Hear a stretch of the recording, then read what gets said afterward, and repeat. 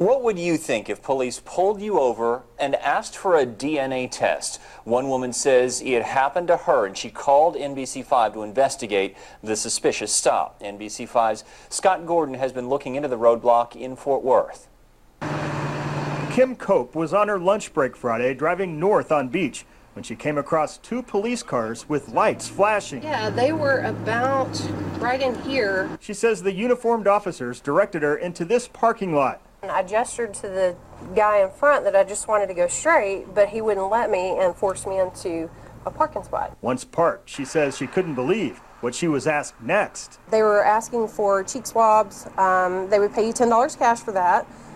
They would also, if you let them take your blood, they would pay you $50 for that. Or at the very least, she says, they wanted to test her breath for alcohol for free. It just doesn't seem right that you would be forced off of the road when you're not doing anything wrong. She says she felt trapped. I finally did the breathalyzer test just because I thought that would be the easiest way to leave. We asked Fort Worth and Haltom City Police about this. The parking lot is on the border of both cities, and each department told us they didn't know what we were talking about. So who is doing such a survey and why? We tracked it down to the National Highway Traffic Safety Administration.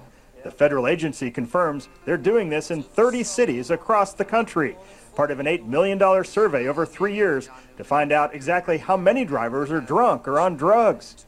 The government insists it's 100% voluntary and anonymous. You can't just be pulled over randomly or for no reason. But civil rights attorney Frank Colosi questions whether such stops are constitutional. And then he says there's the fine print on the form given to drivers. It informs them their breath was tested when they first stopped by, quote, passive alcohol sensor readings before the consent process has been completed. They're essentially lying to you when they say, hey, this is completely voluntary, because they're testing you at that moment. I don't know, it just doesn't seem right. It just doesn't seem right that they should be able to do any of it. I mean, if it's voluntary, it's voluntary. And again, none of it felt voluntary at all. Scott Gordon reporting there now. Fort Worth police are still checking into all this, but so far can't find any record of its officers being involved.